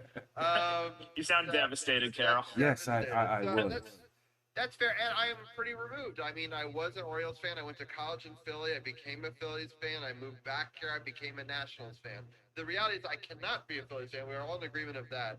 But the Orioles still are, they play each other so irregularly. They play a couple of series a year, but it's not like the Mets and Yankees where two teams are trying to fight for turf, right? And it's different in New York, I'll say, because I don't want to insult DC here, but baseball is a much bigger deal in New York than it is in DC. And that makes sense because there were so many years where it just didn't exist, and that's I guess where it's so hard for me. Is I wish that there was a team in Washington when I was growing up, but it didn't exist. Yeah. And so for me to be like, oh, you have to turn now on the team that you rooted for as a kid because you finally got a team. I'm like, I don't feel that way, but I get it both ways. So anyway, but I loved your guys' breakdown of baseball. I was actually listening to it while I was saying hi to family members upstairs. But So I mean, it's going to be a tough week. I mean, it's a tough series against the Cubbies, and I think we should be able to do okay against the Orioles. But as Brian said, they can sneak up on you and definitely get a win. And I mean, they've had some pretty great games themselves this season, so you just never know. I mean, they're all right. The Orioles they have some talent, like I said, some talented guys. It'll be an interesting series. I think they match up well. I'll be interested to see how it goes. Yeah, I'll definitely be checking it out. But I know you guys got a lot of NBA talk to Dude, cover. it's a big night. We'll quickly go over last week's NBA, and then we'll get into this live game. But then we'll bring Carol back in for the very end. I don't know. I haven't heard from Arun, so I don't know if he's going to be joining us tonight. But I see that Tim is back. Get that hat on, Tim. Get that hat on. Yeah. There it is. I love it. Tim, That hat I paid $10 for. There you Tim paid go. $10 for. Great hat. There you go. So yeah, exactly. It was a bet, which I can't believe Tim accepted that bet. I know, man. I knew we were doomed the second that you did it too. The honor of the show. Yeah, that's true. So But you're not even a Nationals fan, man. I Come know. That's why I'm on. like, I feel like it's worse as an Orioles fan. Somebody else should have done the bet. Yeah, somebody That's true. else- None of you guys picked up on the bet. It was only Tim. I've been always told never to bet on my teams. My dad taught me that at a very young age. I bet against the team that I hate. Right. That's fair. And I ain't stupid. I wasn't gonna bet on shit. Brad Hand ruined it. The Nats, Yeah. Nats mostly played well. Yeah, Brad exactly. Hand, Brad Hand deserves. He should pay for the hat. Yeah, I'll give him exactly. this hat. Right? $10.5 million for 1 year. Wow. There's the contract, Carol. There's the contract. $10.5 million 1 year. That's what you paid, Brett. When you Oh. divide it by the blown saves, though, it's a little bit better. That's Yeah, bullshit. so that's pretty bad. So, all right, let's get into the our NBA talk real fast. I'm gonna share the screen here. We're gonna quickly go over last week's games. Let me switch back over here and there. All right, so the first Hawks game last Monday, we don't have to talk about it. It happened during the podcast. If you want a recap of that game, we recapped it. So go back to last week's show. We talk a lot about a disappointing 1-point loss to the Hawks in that one. And they followed it up with another disappointing loss to the Hawks. I thought that was going to set them back potentially this week. In this game, Atlanta took a 35-30 lead in the first. The Wizards came back and outscored them 29-21 in the second. In the third quarter, the Wizards outscored them 32-27. But unfortunately, they fell apart in the end, and Atlanta scored 37 points. The Wizards only scored 25, and the Hawks beat them 120-116. I'm going to go through the basic scoring on all of them, all these games, and I'm going to let each one of you guys break down one game of your choice, and then we can get into this live game. It's just a way to do it a little bit faster because I really want to talk about this game as it's happening. The next game was a game that we had to win. It was a game where they would celebrate a triple-double from the previous game with Russell Westbrook, breaking the record, and then he would get another triple-double in this game. The Wizards outscored Cleveland 31. Cleveland outscored them 33-31 in the first. Wasn't a great start for the Wizards, but the Wizards outscored them 27-23 in the second. And then in the third, they really put together a good quarter, outscored them 33-20. And then in the fourth quarter, it was even scoring at 29 points for a 120-105 win, but a big win, especially the fact that they didn't have Bradley Beal. Then in the last game, thank you, Brian, and your New York Knicks for beating the Hornets. You are welcome.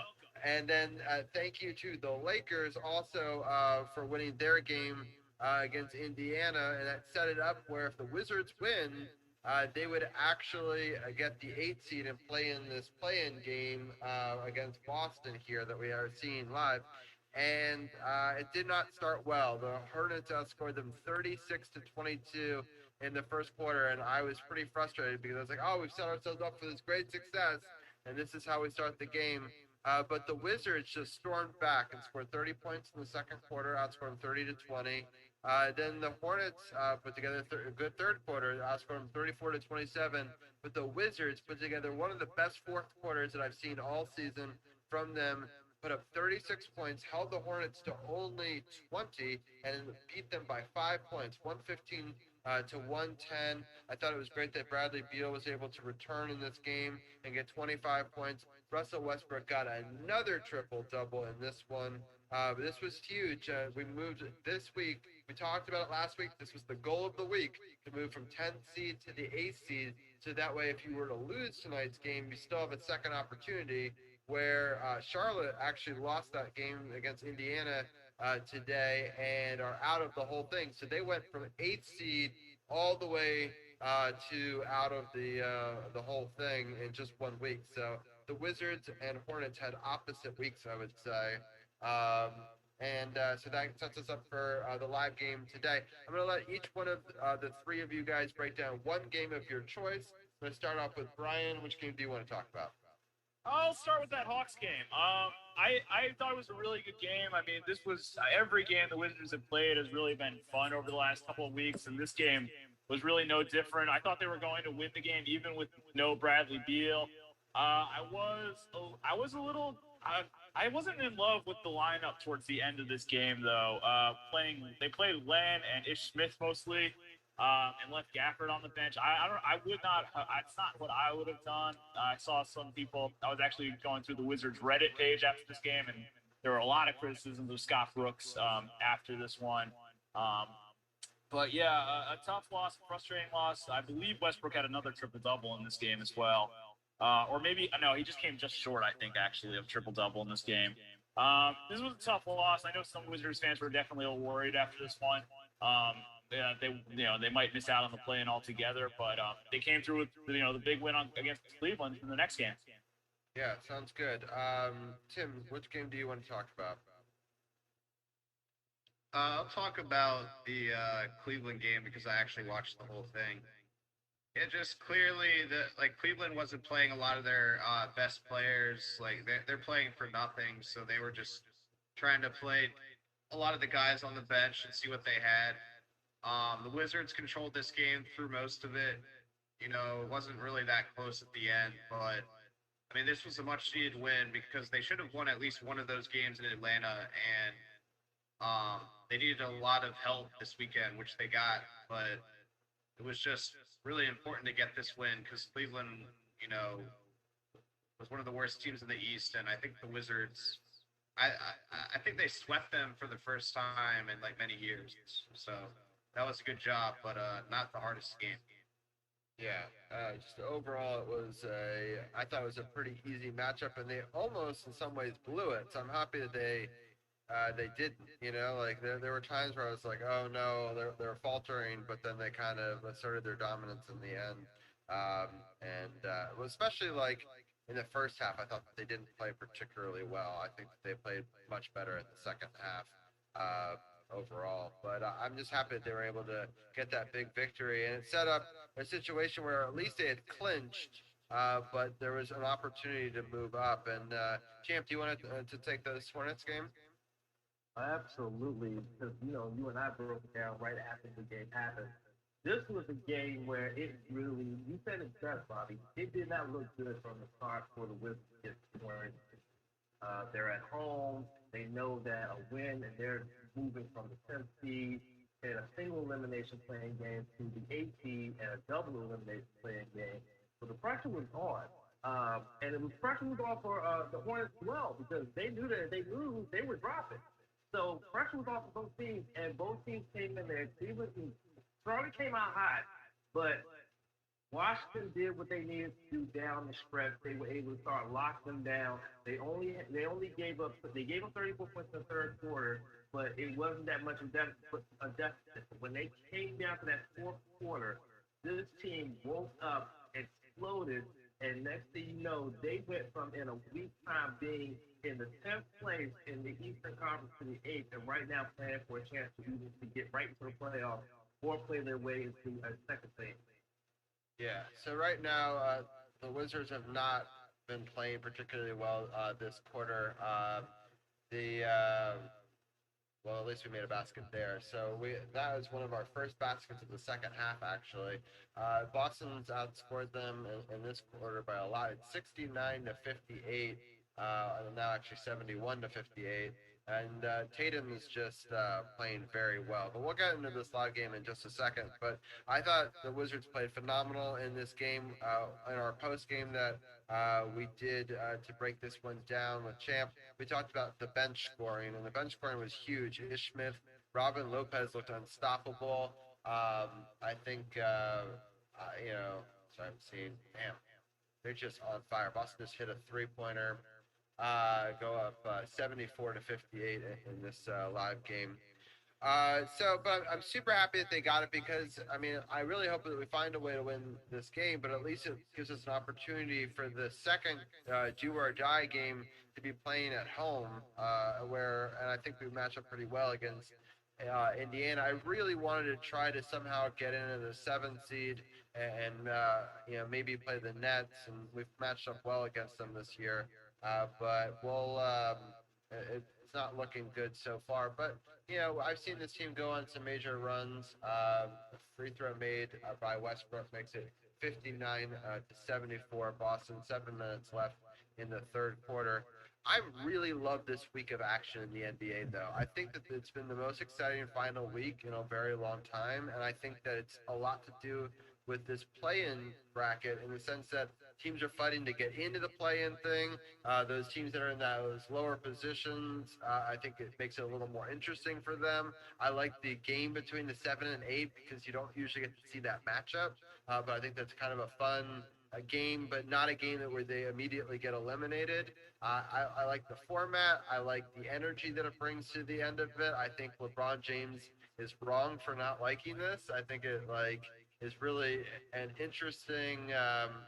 It kind of reminds me of mini March Madness to start the NBA playoffs, and I kind of love it. But I'll ask each one of you your thoughts on it. Tim, what is your takeaway so far in this play-in style? Yeah, I love it. It is like a mini March Madness, and it just adds more suspense, more games. It's kind of like Major League Baseball adding an extra wild card. Just a lot more teams are in the thick of it, and a lot less teams can just tank because you can play in this round and just get hot and maybe steal a whole series after this when you have momentum. So I definitely like it, and I think LeBron is just being kind of a bitch, to be honest. Yeah, I think so too. And I agree because for me, the Wizards and Golden State, if you looked at where they were a month out, they probably would have tanked the rest of their season away. But in this scenario, they played hard and they both got opportunities to play for a 7 seed, right? And I just think that wouldn't have happened in previous years. Brian, what are some of your thoughts on this play-in tournament style? Oh, I absolutely love the play-in. I will say I am very thankful that my team's not in it and is in the actual playoffs, and they don't have to go through the stress of it. But I will say I absolutely love the play-in, and I think what's interesting to keep in mind is that not all play-in spots are created equal. The Lakers, for example, are pissed to be in the play-in. They don't want to be part of this. They think they should be in the actual playoffs. But a team like the Wizards, for example, they're happy to be there. They've had to fight their way and really claw through a lot of this season to get to this point. And so I think that's another interesting aspect. Some teams are really happy to be in the play-in, but some teams like the Lakers, like the Celtics, my friend Ethan is a big Celtics fan, and he is not happy that the Celtics are in the play-in, but all my friends who are Wizards fans are. So I think that's interesting too, and I agree LeBron James is being an absolute bitch about this. Yeah, exactly. Champ, what are your thoughts about this new style? LeBron's a bitch. Okay, I just want to get that out of the way first. Anyway, I really love it. I like the intrigue of it. Even if the Wizards were not in this, in the plan, I would still like this because it really just adds intrigue.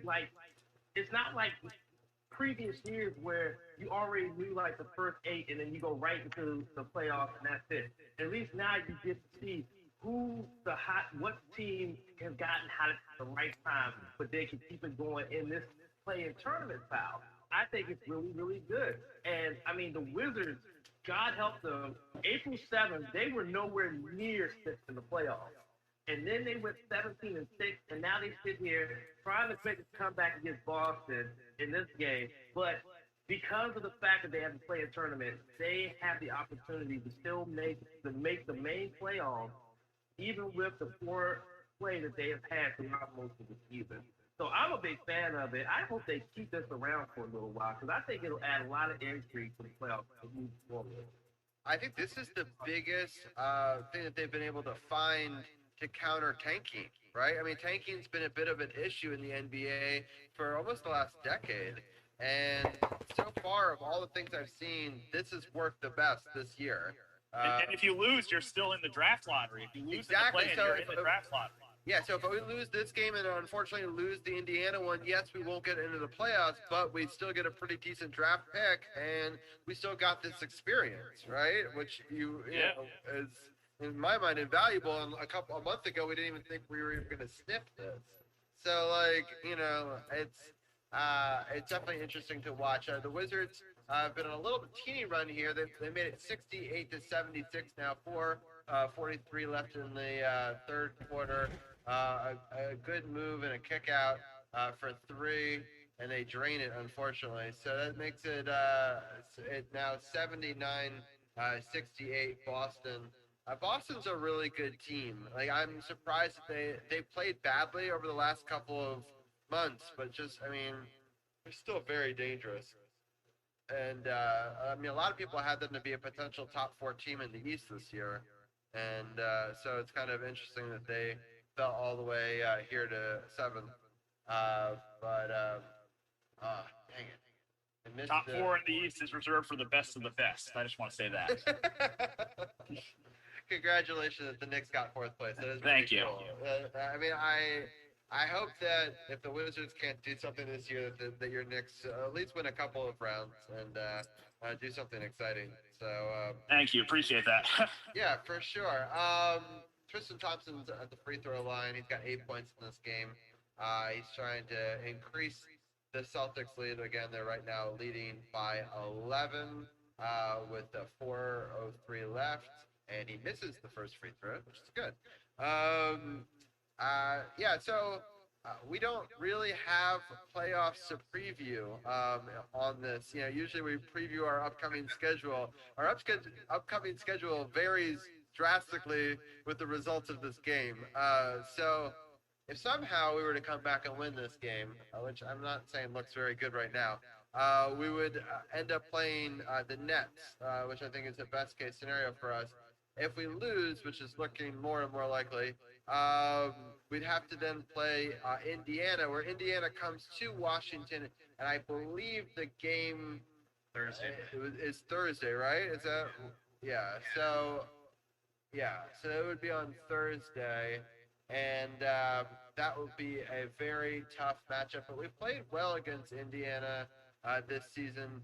So let's talk about the Indiana one, and let's talk about a potential Nets matchup, or those are the two possibilities as I see it, unless we lose this one and then beat Indiana, and then we would play Philadelphia, which I think is the scariest of those 3 teams. But Tim, what are your thoughts on Indiana and the Nets? Well, obviously Indiana's not nearly as good as the Nets, and they didn't match up well against the Wizards this year. But they look great tonight.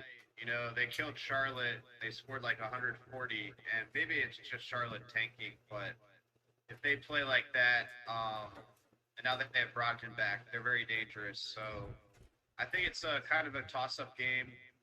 And then the Wizards wouldn't have momentum if they lost this game. Plus, like you said, the DC home advantage is pretty bad. It's only like 6,000 fans. It's not going to be very loud. That's very true. But I'm happy it's there versus in Indiana. You know, so because a week ago we thought that's what we were going to have to play in tonight's game against Indiana and maybe getting smoked. So I'm happy that was Charlotte, and arguably we had a tougher game in this play-in tournament than they did against Charlotte. So I wonder, yes, you know, they got a win, and so that's good momentum, but maybe playing a tougher team will, you know, be good. You know, it'll be a good test for the Wizards. it's such an interesting format to see how it may turn out. Ooh, what just happened? Is that a foul? Yeah, it's a foul. So yeah, it's just the Celtics are so physical. I just think that we don't particularly match up very well against them. And right now, Boston's winning 82-70 with 2 free throws coming, 2:47 left in the third quarter. Brian, what are some of your thoughts on these potential matchups for the Wizards coming up? Yeah, I mean, it's not looking good in this game. I hope they come back because I would love to see them play the Nets. Personally, as you guys know, I hate the Nets, and I would love for somebody to take them down a peg. But it doesn't look good in this game. But the Indiana game, if it does come to that, is going to be tough. I do think being in DC will be an advantage, even with the minimal crowd. The fact that, Indiana, I mean, well, I guess they're traveling back to Boston for this game. But either way, I think the Celtics game will make them. This is a tougher matchup. Even with Jaylen Brown out for the Celtics, this is a tougher matchup than what Indiana had to go through the Hornets. Tim's right. The Hornets were absolutely tanking in this game tonight. So wow. Okay, sorry. What happens? So Bertans gets hit in the throat, goes down, but we have possession of the ball, so they're not calling it. And we pass it around until we get a damn, he's down. And we got a three-pointer off of it, which is crazy. Basically, we played 4 on 5 and got a wide open look for a 3, which I don't even know how that happened. But I'm happy that he drained it because I guess it's the right call for the officials to not say anything. I think he poked in the eye, maybe. I don't know what happened. He's still down. He looks like he's still crouched over from it a little bit, but yeah. Hopefully he's okay. There's been a lot of injuries in this game. There were a couple to the Celtics in the first half. It's been a physical game. You're right. The Celtics are a really physical team, man. And it shows in this game. This was always going to be a tough matchup from the Wizards from the start. So I think they'll match up better. If it does come down to Indiana, I think they will match up better against the Pacers. Yeah, so Boston just made a free throw. They're up 85-73 with one more coming, and they make that. So now now they're up 13 with just about a little over 2 minutes left in the third quarter here. Champ, what are some of your thoughts on these upcoming potential matchups? Well, I mean, looking at this game, one thing I've always noticed about Boston over the years is that they are dangerous from beyond the arc, and that's why they're doing so well tonight. But when you look at the Indiana matchup, I gotta agree with the sentiments of the fellas that they match up very well, somewhat level to get with the Pacers. I think they can beat the Pacers if it comes down to it. But I'm hoping that they can come back in this game. We don't have to deal with that. But then we have to deal with the Brooklyn Nets, who of course have a very, very, very talented roster, talented lineup. So that'll be a very tough one to deal with. Or we end up losing this one and beat Indiana and face the Phillies, which is going to be a task and a half to deal with Phillies. But I think that this Wizards team, based on how they started the season to get this far, this is great, and this is a great stepping stone for what could be a great season to come for this team. But upcoming right now, it's interesting look. Garrison Matthews just hit the 3 after a couple of good defensive plays by the Wizards, but God, they go to the hoop so strong, and they just keep on getting fouled because they're physical play. So more free throws coming for Boston here, but the Wizards have now cut it. Well, they can cut it to 78-86 with 2 free throws coming. But it's going to be a close game, and it's going to be a great fourth quarter. So we're about to wrap this up so that way we can all go watch the fourth quarter. And then we'll obviously recap this game and whatever the next playoff game is, and then potentially even more. And we may even cut in and do a post-game video at some point, especially if we were able to win either tonight or maybe even a future game. So stay tuned on our Facebook Live for some of that stuff. But I'll let each one of you guys give your final thoughts, and I'll let you guys go, and then I'll bring Carol back in to end the show. Tim, any final takeaways from this game or anything upcoming or anything else you wanted to mention before we let you go? No, just go Wizards. I think they'll at least make it close in the fourth quarter, and I'm just glad I don't have to wear this hat anymore. You are free to do whatever you want with that hat now that you've worn it. Burn it, wipe your ass with it. I don't care, man. Yeah. That's funny. I feel like you should give it back to Brian. I feel like he would at least not burn it. I have a Yankee hat. I'm good. Yeah, I'm good. He maxed out at one Yankee hat. All right. Yeah. That's fair. All right. Well, Tim, thank you. Happy belated birthday now again, and I'm happy that we got some big wins this weekend for you. Hopefully, we'll get a couple of more big wins this upcoming week in the hockey and in basketball. Definitely. Oh, is that an offensive foul? Damn it, that sucks. Um, but thank you for coming on Yeah, the good night, show, guys. and we'll talk to you soon. Yeah. Bye. All right, champ. We just stupidly took an offensive foul, and it was a 10-point game. 8 seconds left here. Let me just count it down real quick. And 5 seconds. 3, 2. Steal by the Wizards at the buzzer, and he throws it up, but it's no good. 10-point game, end of the third quarter. Boston's up 90-80. We'll see how this goes. But champ, let people know what's happening on the No Spots podcast this week. Yes. So tomorrow night, Wednesday night, will be Wrestle Chat Wednesday. One of the topics we'll be talking about is what is the craziest wrestling moment or match you've seen in time of watching wrestling. This is coming off the heels of what WWE did at WrestleMania Backlash with a lumberjack match with zombies. Yeah, you heard me right, zombies. And definitely on Saturday for the podcast, me and Sif are going to talk about that, aka trash the crap out of the fact they had zombies in a wrestling match. So that's this Wednesday and Saturday on twitch.tv/True No Spot Pod. Yes. Well, thank you so much for helping mod in the chat, and I'm excited. I hope that you get a couple more subscriptions over there so that way I can make your next emote. I know you're very close, and so I love all the love that you're getting over on Twitch. I love being on Twitch too, and it's been great having you both on the show and in Twitch chat, and we'll talk to you next week. Yes, indeed. Take care, guys. Yeah, you can also catch that podcast. Go to sportsothp.com, click the podcast partners, click the No Spots podcast, and you get all the latest audio podcasts, or you can search No Spots podcast on any of the platforms. You can find them that way as well. And then, of course, on Twitch, I just did the shout out, True No Spots Pod. Over there. And then Brian Brennan's podcast can also be found on that podcast partners page. I just listened to his podcast earlier today. Phenomenal job.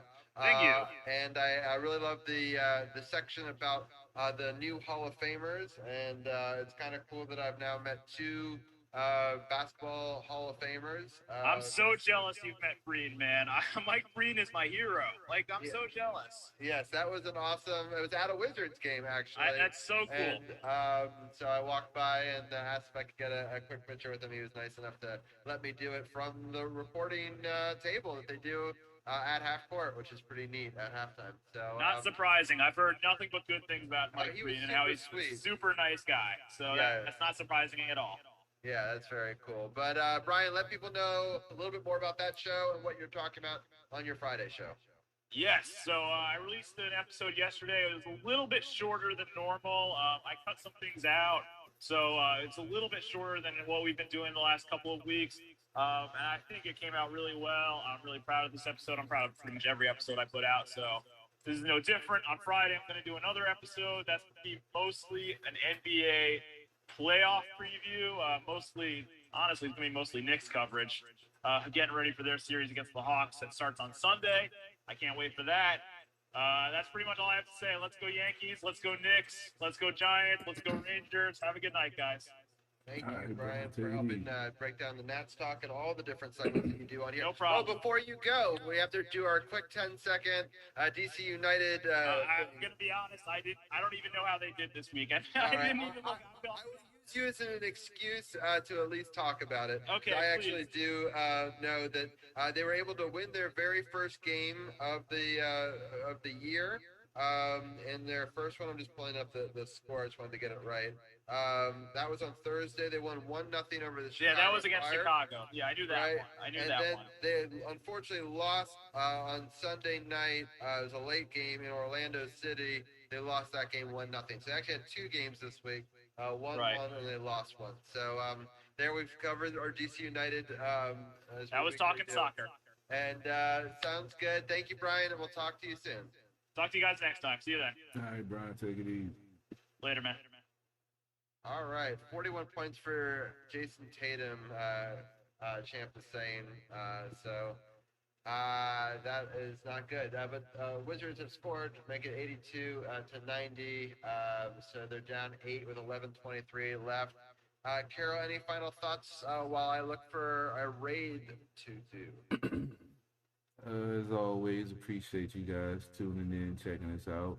The new audience on Twitch, appreciate it. I'm trying to get my views back up on my social media platforms. Long story, but appreciate the new viewers, the new likes on our Facebook page, and the folks checking out our website. Appreciate all the love and support. Make sure you stay tuned. Got a lot of stuff in the works for season. Season 6 now, Robbie? Jesus. Yep, season 6. Yeah, wow. This is episode 7, total 226. Yeah, it's amazing. Appreciate the love doing the show.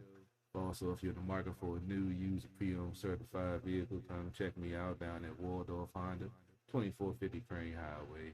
You know, come down there, you got the nice Hondas, got some decent used cars. If you've been out there looking, you know the used car market is real depleted right now. So come inbox me or come on down, check me out. We'll be back on live Sunday night, 6 o'clock at the Bar Radio. I'm not sure if we have any guests. We probably do. So tune in. We'll be back doing the show live after I work Sunday, trying to sell you some cars if you're in the market.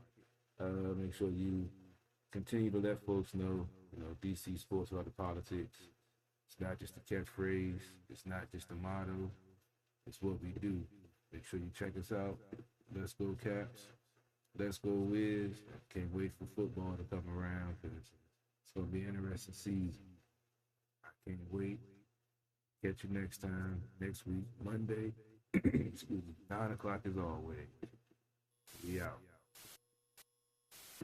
All right, we're rating KR over on my Twitch. I'll see you over there. Thanks for tuning in.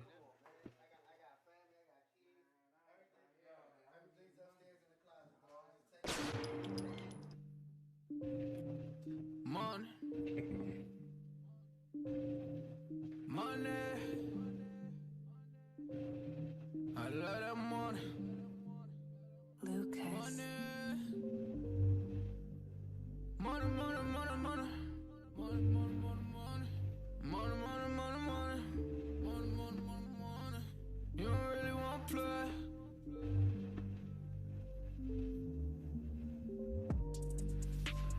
Money, money, money, money's what I'm talking about. We don't really know what you've been talking about. And you don't really want to play. You don't know what to say.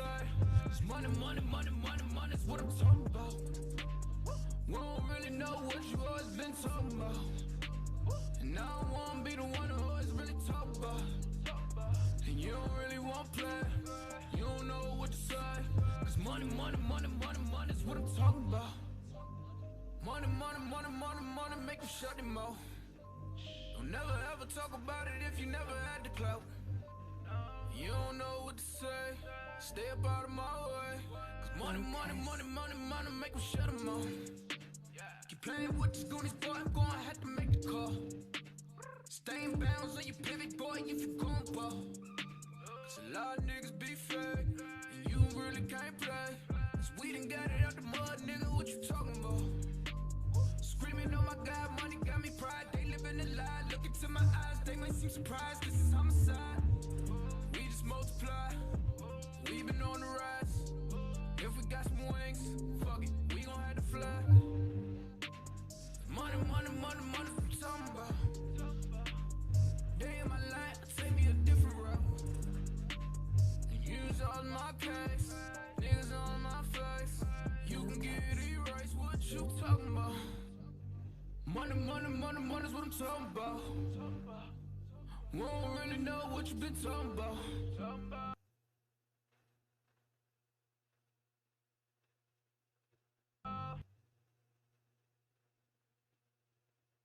And you don't really want to play. You don't know what to say. Cause money, money, money, money, money's what I'm talking about. We don't really know what you always been talking about. And I don't wanna be the one who always really And you don't really want to play. You don't know what to say. Cause money is what I'm talking about. You never crossing these borders. I'm whipping it up, Gordon Ramsay. I swear that I'm cooking these orders. You talk about me, you better just hope that you can just really afford it. I'm balling, I'm winning, I'm feeling like Robert's a horrid. Nigga, I'm scoring. I count in the morning. They talk about me, then I gotta ignore it.